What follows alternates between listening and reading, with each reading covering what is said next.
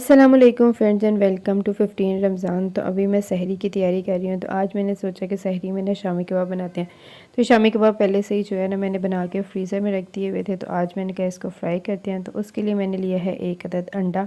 अंडे के अंदर इसको अच्छे से मैंने डिप कर लिया और साथ ही ना तवे पे मैंने ऑयल गर्म होने के लिए रख दिया था। जब ऑयल अच्छे से गर्म हो गया था तो फिर कबाबों को जो है ना मैंने इसके ऊपर डाला और मैंने बिल्कुल हल्की आंच पे अब इसको मैं पकाऊंगी, क्योंकि ये फ्रीज़ हुए हुए थे तो अंदर तक, ताकि ये पक जाए, अंदर से जो है वो बर्फ़ ना रह जाए या इनका पानी जो है वो अंदर ना रह जाए।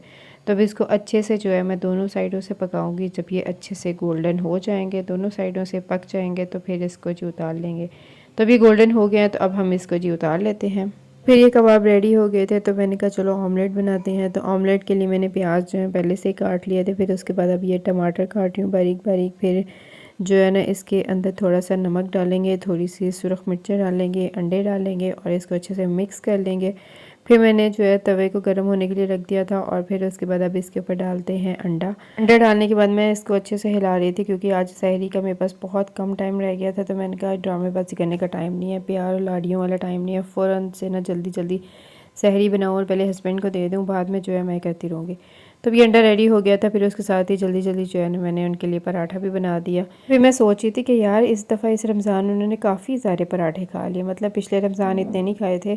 ज़्यादातर वो खुश्क रोटी खाते हैं, तो इस दफ़ा जो है ना वो फुल ऑन पराठों पे लगे हुए हैं। तो फिर उसके बाद जी साथ में ये थोड़ा सा रायता बनाया हुआ गए थे, रायता मैंने खाना, मैंने कहा चलें ठीक है। फिर उसके बाद उन्हें सहरी देने के बाद मैंने कहा चलो अपने लिए बना लेते हैं। तो मैंने जो है वो ब्रेड के 3 स्लाइस लिए और उसको मैंने जो है वो अच्छे से जो है वो दोनों साइडों से सेक लिया था। फिर उसके बाद मैंने कहा मैं भी जो है ना अंडे और शामी कबाब से खा लूँ, क्योंकि वो शामी कबाब एक ही खाते हैं, ज़्यादा नहीं खाते हैं। तो मैंने कहा चलो एक मैं ले लूँगी और जो थोड़ा सा अंडा बचा हुआ था मैंने कहा उससे जो है ना मैं सहरी कर लूँगी, क्योंकि मेरा दिल नहीं था कि मैं कुछ ज़्यादा चीज़ें खाऊँ, बस हल्का फुल्का ही करना था। आजकल पता नहीं सहरी में भूख क्यों नहीं लगती मुझे, इसलिए मेरा दिल ही नहीं करता कोई चीज़ खाने का ज़्यादा। फिर सहरी करने के बाद मैंने नमाज़ पढ़ी। नमाज़ पढ़ने के बाद मैंने कहा चलो कपड़े प्रेस कर लेते हैं उनके ऑफिस के लिए। अच्छा, कपड़े प्रेस होना तो वो मुझे सुबह जगाते नहीं है, कपड़े पहने और वो ऑफिस चले जाते हैं और मैं सुकून से जो है ना वो नींद पूरी करती रहती हूँ, सोती रहती हूँ।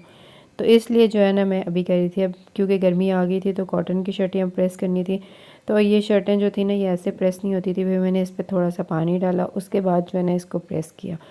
तो ये प्रेस करने के बाद मैंने कहा चलो लगे हाथ ये ना सहरी वाले बर्तन भी धो लेते हैं, थोड़े से तो हैं, ये भी फटाफट जो है ना मैं धुल जाएंगे। फिर एक साथ ही जो है ना वो सुकून से मैं सोई रहूँगी और सुबह जो है ना वो थोड़ा लेट भी उठूँगी तो कोई मसला नहीं होगा। तो ये धोने के बाद मैं सो गई थी। मुझे था कि आंटी लोग आज भी नहीं आएंगे, क्योंकि आंटी की तबीयत ज़्यादा ख़राब थी, लेकिन आंटी जो थी ना वो आज आ गई थी। वो गई थी 2-3 दिन छुट्टियाँ कर ली हैं, तो अब जो है ना मैंने कहा आज हो आऊँ, उसके बाद फिर 2-3 दिन छुट्टियां कर लूँगी। मैंने कहा चलें ठीक है, कोई बात नहीं, आपने जितनी छुट्टियां करनी है कर लें, कुछ नहीं होता, क्योंकि चोट हर इंसान को लगती है। तो इसमें इतनी कोई बड़ी बात नहीं, उन्हें पाँव पे भी लगी हुई थी, हाथ पे भी लगी हुई थी। तो मैंने कहा चलें कोई बात नहीं, खैर है, छुट्टियाँ कर लें, आपकी जब थोड़ी तबीयत ठीक हो जाएगी ना आप फिर आ जाएगा। और उनकी बेटी से मैंने कहा यार आज ना बिल्कुल परफेक्ट वाली जो है ना एक दफ़ा सफाई कर दो। फिर उसके बाद 2-3 दिन छुट्टियाँ हैं तुम्हारी, तुमने भी याशी करनी है। तो वो हंसने लगी, कहती है ठीक है बाजी।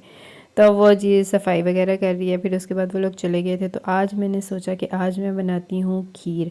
काफ़ी टाइम हो गया था मैंने ना खीर नहीं बनाई हुई थी, तो मैंने कहा चलो आज ना मैं खीर बनाती हूँ। तो खीर बनाने के लिए जो है ना मैंने चूल्हे पे जो है वो दूध गर्म होने के लिए पहले रख दिया था। जब दूध अच्छे से गर्म हो गया था फिर मैंने इसके अंदर डाले हैं बॉयल चावल। इन चावलों को मैंने तकरीबन 70-80% जो है वो पका लिया था, बाकी हल्के हल्के जो थे ना वो कच्चे थे। तो अब मैंने इसके अंदर डाल के मैंने इसका चूल्हा बिल्कुल आहिस्ता कर दिया। मैंने कहा ये बिल्कुल हल्की आंच पे पके, जितनी हल्की आंच पे पकेगी उतनी ज़्यादा टेस्टी बनेगी। इसमें मैंने तकरीबन 2 किलो दूध डाला और आधा कप चावल है। तो अब हम इसको हल्की आंच पे जो है वो पकने देते हैं। फिर उसके बाद आज मैंने बनाना था चिकन पॉपकॉर्न्स। तो उसके लिए मैंने चिकन को अच्छे से जो है वो बोनलेस कर लिया हुआ है। बोनलेस करने के बाद फिर इसके अंदर डाला है थोड़ा सा सोया सॉस और थोड़ा सा डाला है चिली सॉस। फिर इसके अंदर डाला है थोड़ा सा नमक। फिर डाली हैं थोड़ी सी सुरख मिर्चें, उसके अंदर डाला है थोड़ी सी काली मिर्चें और फिर जी इसके अंदर डाला है थोड़ा सा लहसुन पाउडर। अगर आपके पास लहसुन पाउडर नहीं है तो फ्रेश भी डाल सकते हैं। फिर इसके अंदर 2 टेबलस्पून जो है ना वो दूध डाला है और इसको अच्छे से जो है वो मिक्स करेंगे। मिक्स करने के बाद जो है ना हम इसको मैरिनेट करके रख देंगे फ्रिज में 2 से 3 घंटे के लिए। इस तरह जो है ना चिकन बहुत ज़्यादा सॉफ्ट बनेगा। फिर साथ साथ जो है ना मैं खीर को भी देख रही थी, अभी इसमें ना काफ़ी ज़्यादा दूध था और चावल भी जो थे ना वो अभी मिक्स नहीं सही हुए थे। तो अब ये आहिस्ता आहिस्ता पकता रहेगा। साथ ही जो है ना मैंने इसके अंदर डाल दी है चीनी, जितनी मुझे ज़रूरत थी, मतलब टेस्ट के अकॉर्डिंग जो है मैंने चीनी डाली है। अब इसको मज़ीद पकने देते हैं ताकि जो दूध है वो कम हो जाए और चावल भी जो है मिक्स हो जाए। मैंने कहा चलो पकौड़ों का मिक्सचर बना लेते हैं, जिसके अंदर मैंने डाले हैं प्याज डाले हैं, उसके बाद आलू डाले हैं, पालक डाली है, स्पाइसेस डाले हैं, बेसन डाला है, अच्छे से मिक्स करके इसको रख लिया। तो फिर ये जो है ये थोड़ी थिक हो गई थी। साथ साथ जो है ना मैं इसका चम्मच हिला रही हूँ, क्योंकि जैसे ये थोड़ी थिक हो जाए, कम रह जाए ना, तो इसका चम्मच ना हिलाएं तो ये डर होता है कि ये नीचे ना लग जाए। जब इसमें दूध होता है तब ये डर नहीं होता, जब दूध आहिस्ता आहिस्ता कम रह जाए ना फिर ये डर होता है। तब इसको मज़ीद थोड़ी देर और पकाएंगे। जब ये अच्छे से थिक हो जाएगी फिर हम इसको उतार लेंगे। तो अब जी हमने जो चिकन कॉर्न बनाए हैं उसकी कोटिंग का सामान रेडी करते हैं। एक बाउल में थोड़ा सा मैदा डाला है, फिर उसके अंदर डाला है नमक, थोड़ी सी सुरख मिर्चें डाली हैं, काली मिर्चें डाली हैं और लहसुन पाउडर डाला है। और अब इसको अच्छे से जो है वो मिक्स कर लेते हैं ताकि सारे स्पाइसेस जो है ना वो मिक्स हो जाए।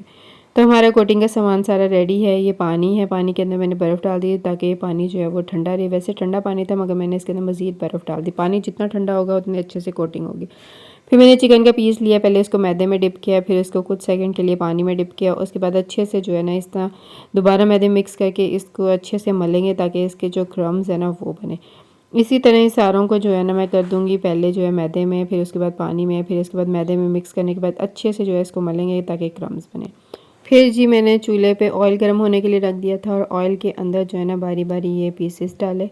और क्योंकि मैदा लगा हुआ था इस वजह से ना ये भी सही से नज़र नहीं आ रहे थे। फिर आहिस्ता आहिस्ता जो है ना मैंने इनको हिलाया ताकि इनकी साइडें जो हैं वो चेंज हो जाएं और दूसरी साइड भी जो है ना वो पलट जाए और ये फ्राई हो जाए।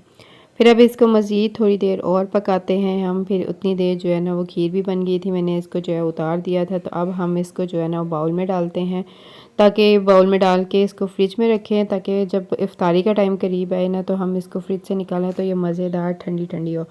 और मेरे पास घर में किशमिश नहीं थी और मुझे याद भी नहीं रहा था कि मैंने मंगवानी है, तो मैंने सिंपल सी ऐसे ही जो है ना फ्रिज में रख दी थी। फिर उसके बाद जी ये हमारे पॉपकॉर्न्स भी जो है ना वो रेडी हो गए थे। तो अब हम जो है इसको निकाल लेते हैं। ऑयल जो था ना फिर इसको हम छानेंगे, क्योंकि इसके अंदर जो है ना काफ़ी ज़्यादा वो मैदे का और इस तरह ये क्रम्स जो थे ना ये पड़े हुए थे। तो मैंने कहा इसको छान के ना नेक्स्ट कुछ बनाएंगे। छानने के बाद जो है ना फिर मैंने इसके अंदर पकोड़े फ्राई किए, पकोड़े डालते हैं। अब इसको मज़ीद थोड़ी देर पकने देते हैं। अच्छा आहिस्ता आहिस्ता जैसे इफ्तारी का टाइम नज़दीक आता है ना गैस कम होती जाती है, पता नहीं ये क्या साइंस है। पकोड़े बनाने के बाद मैंने सारी चीज़ें जो है ना इफ्तार के टेबल पे लगा दी थी। तो अब जी ये सब कुछ रेडी हो गया और अल्लाह पाक का लाख लाख शुक्र, अल्लाह पाक ने इतना कुछ खाने को दिया। अल्लाह पाक का जितना शुक्र अदा करे कम है। तो फिर उसके बाद हम जी वेट करने लगे इफ्तारी का। जैसे इफ्तारी हुई हम दोनों ने जो है ना इस पे अटैक किया, रेसो रेसी जो है ना ये खा रहे थे कि ना ये ख़त्म ना हो जाए, मुझे कम ना मिले या उनको कम ना मिले, इसलिए हम लोगों ने स्पीड पकड़ी। फिर उसके बाद जी पकौड़ों पे अटैक किया। उसके बाद ये फिर मैं नमाज़ पढ़ने लग गई थी और नमाज़ पढ़ने के बाद जो है ना फिर मैंने कहा चलो अब ये बर्तन धो लेते हैं, क्योंकि काफ़ी ज़्यादा बर्तन जो है वो बन गए हुए थे। इफ्तारी के बर्तन जो है ना वो ज़्यादा होते हैं, सहरी के कम होते हैं। इफ्तारी में छोटी छोटी चीज़ें बनाने के लिए भी ना इतने सारे बर्तन लग जाते हैं। तो फिर मैंने कहा चलो अब इसको भी धोते हैं और फिर इकट्ठे ही जाके ना एक दफ़ा ही लेटूंगी या बैठूंगी, ताकि सारा काम जो है ना वो समेटा हुआ हो, सब कुछ जो है ना मैंने सही किया हुआ। तो अब जी बर्तन धोने के बाद मैं थोड़ी देर फिर रेस्ट करूँगी, फिर उसके बाद ईशा की नमाज़ पढ़ूँगी। तो आज का व्लॉग जो है ना वो यहीं तक था। वीडियो अच्छी लगे लाइक करिएगा, चैनल को सब्सक्राइब करिएगा और प्रेस द बेल आइकॉन ज़रूर प्रेस करिएगा ताकि हर नई आने वाली वीडियोस आप देख सकें और मुझे दुआओं में याद रखिएगा। अल्लाह हाफ़िज़।